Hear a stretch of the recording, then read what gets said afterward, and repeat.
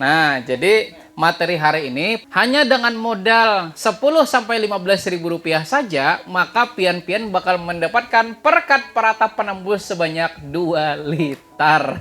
Sebelum kita membuat perekat peratap penembusnya, nah Ulun ingin menjelaskan dulu peran dari perekat peratap penembus di sini.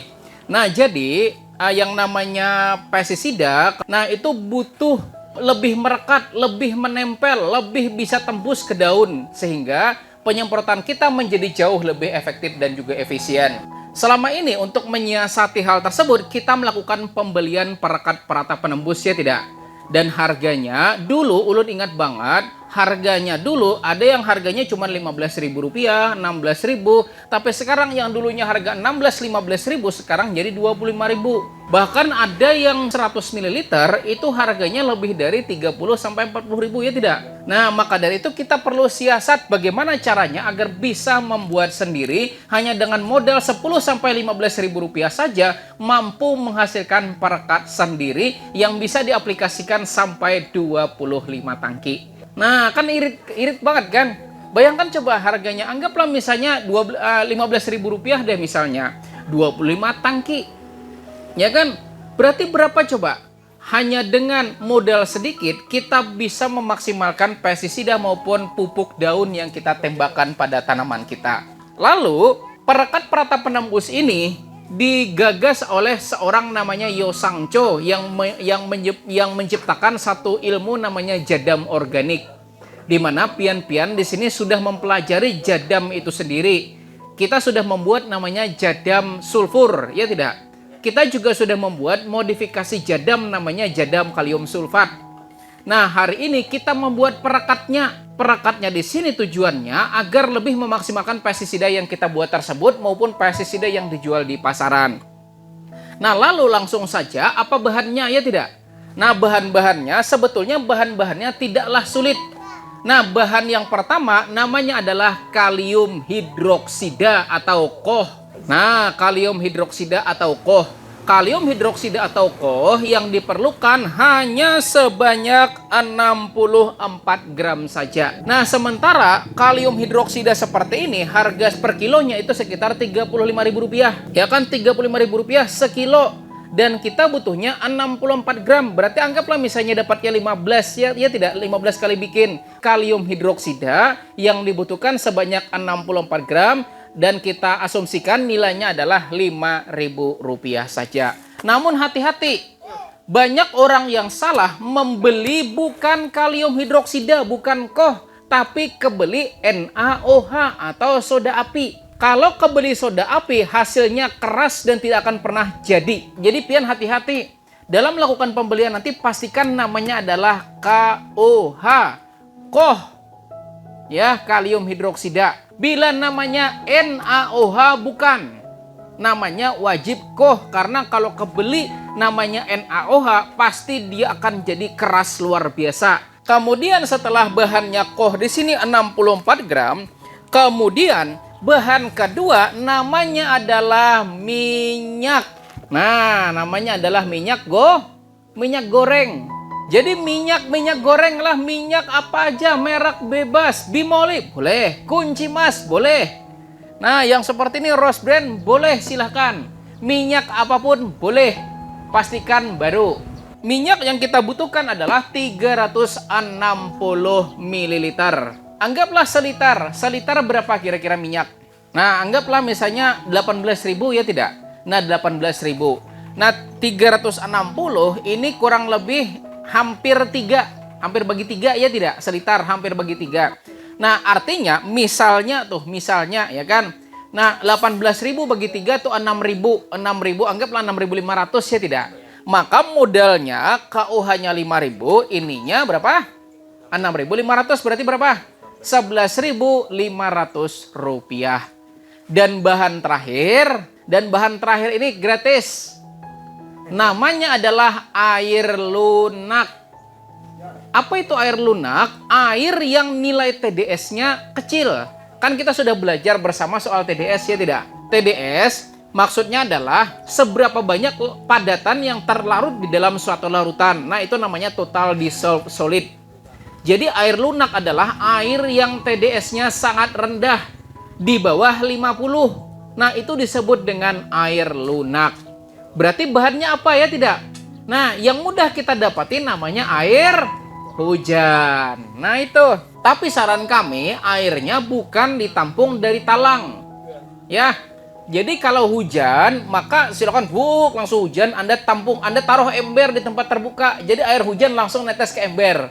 Kalau melalui talang takutnya ada karat, nah karat akan menambah TDS. Nah, jadi gitu, bahannya gratis, tapi memang kita mesti menampung. Apalagi kan sekarang lagi musim hujan ya tidak? Nah, musim hujan ini itu gampang banget kita menampung air hujan, maka silakan kita tampung. Lalu kalau misalnya tiba-tiba misalnya pian maulah tidak musim hujan, lalu bahannya apa? Pengganti air hujan, maka boleh dipakai air AC, boleh. Ada AC kan, ada tetesan AC, itu boleh. Silakan. Nah, itu yang kedua.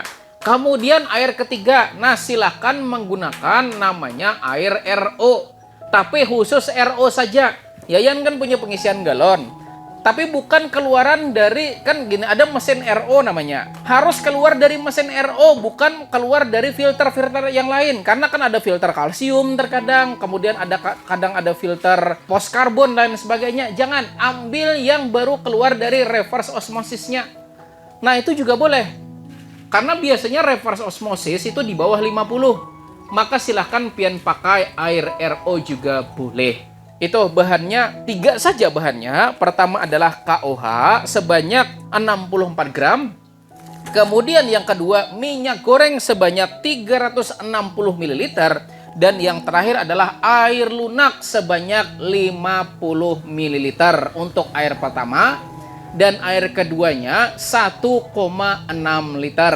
Nah, mungkin pengen bertanya kenapa air 2 kali ya tidak? Karena bikinnya ini 2 kali. Nah, jadi air pertama itu dipakai untuk pengenceran pertama sebanyak 50 ml.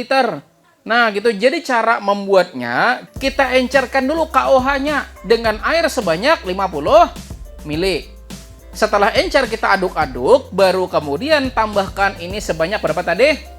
360. Setelah kita taruh, kemudian baru dilakukan pengadukan menggunakan mixer. Pakai bor tidak boleh? Tidak boleh. Silahkan pakai bor, tidak apa-apa. Aduk sampai kental. Nah, jadi ketika KOH, larutan KOH bakal bertemu dengan minyak, maka akan terjadi reaksi pengentalan. Nah, kalau sudah kental, maka kemudian tutup rapat itu dan kemudian biarkan 1-3 hari. Nah, setelah 1-3 hari kemudian, maka Anda akan mendapati yang tadinya larutan bakalan menjadi padatan. Setelah jadi padatan, baru tambahkan 1,6 liter air kedua, sama menggunakan air lunak juga. Nah, setelah 3 hari kemudian kan kita taruh 1,6 liter ya tidak? Nah, kemudian baru kita lakukan pengadukan secara merata sampai semua padatan terlarut di dalam airnya. Nah, setelah kita aduk sampai semuanya, dan walaupun misalnya masih ada yang belum terlalu, tidak apa-apa. Dan kemudian setelah itu kita biarkan lagi, kita tutup rapat dan biarkan ia terdiam selama 3-7 hari. Maka setelah 7 hari kemudian dan kita lihat secara visual sudah tidak ada lagi padatan di sana, maka itu sudah siap kita gunakan. Jadi gampang aja kok, simpel aja kok. Cuman mungkin agak lama bikinnya. Ya, hari ini kita membuat yang pertama dulu nih, mengentalkan dulu ya tidak? Nah, besok kita kemudian tambahkan air kedua. Nah, tambahkan air kedua, kemudian setelah kita tambahkan air kedua, baru kita aduk-aduk secara merata, kemudian kita diamkan lagi selama 3-7 hari. Maka minggu depan itu sudah jadi dan bisa kita coba langsung. Berapa tadi modalnya? 11.500. Murah tidak? Murah. Lalu mungkin dosisnya berapa ya tidak? Nah, dosisnya. Jadi seperti yang saya bilang, Anda akan menghasilkan kurang lebih sebanyak 2 liter. Dan dosis kalau Anda menyemprot gulma yang sangat bandel, ya kan? Maka diambil 10 ml per liter atau sekitar 150 ml per tangki kalau gulma bandel. Tapi kalau tanaman hortikultura macam kayak cabai, tomat itu cukup 4-5 ml saja per liter airnya.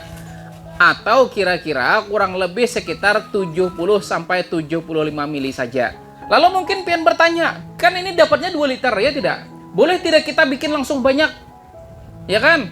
Supaya sekali bikin aja cukup setahunan. Maka jawabannya boleh sekali. Ini kadaluarsanya 2 tahun. Jadi ini kan kita hanya praktek ya tidak? Nah, praktek dengan hanya 360 ml minyak, kemudian KOH-nya 64 gram, dan kemudian air pertama 50 ml. Nah, tapi prakteknya Anda di lapangan nanti atau di kebun masing-masing, langsung saja bikin. Ini 3,6 liter, ya tidak? Kemudian KOH-nya langsung 640 gram. Kemudian air lunaknya 500 ml. Maka Anda akan mendapatkan sebanyak 20 liter, puas kan? Tapi ingat, metode penyimpanannya harus benar. Bagaimana metode penyimpanannya? Jangan disimpan di wadah besar, tapi pakai wadah 600 ml kecil-kecil.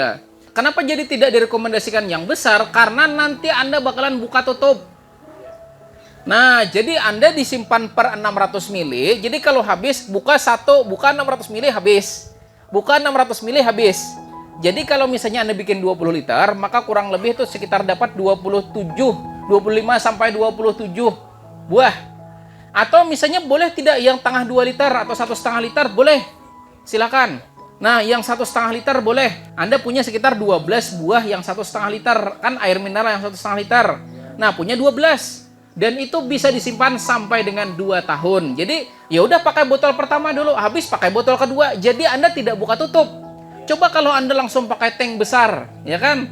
Tank besar Anda pasti bakal buka tutup. Kecuali Anda boleh pakai tank besar, tapi diambil seperlunya, masukin dalam wadah. Jangan langsung mau pakai buka gitu kan, kemudian tutup lagi. Kemudian mau pakai ambil lagi 75, tutup lagi. Jangan.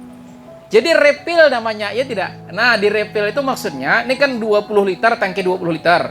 Nah, ambil 1,5 liter, kemudian tutup. Jadi habiskan 1,5 liter. Kemudian ambil lagi 1,5 liter, nah taruh lagi, tutup lagi.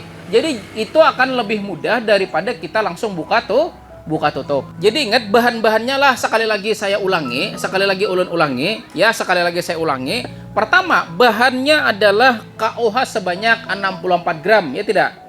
Kemudian yang kedua, minyak goreng sebanyak 360 ml. Kemudian bahan ketiga namanya adalah air lunak. Air lunak pertama sebanyak 50 ml dan air kedua sebanyak 1,6 liter. Nah, air kedua digunakan untuk mengencerkan padatan. Nah, karena setelah 1-3 hari, maka kentalan yang kita bikin itu bakalan menjadi padat. Nah, gitu. Itu sebanyak 1,6 liter. Dan samalah harus air lunak juga. Jadi silahkan. Dan ini ulun punya 1 kilo dan kita hari ini praktek cuman 64 gram dan bahannya ulun tinggal di sini. Silakan kalau mau praktek di rumah.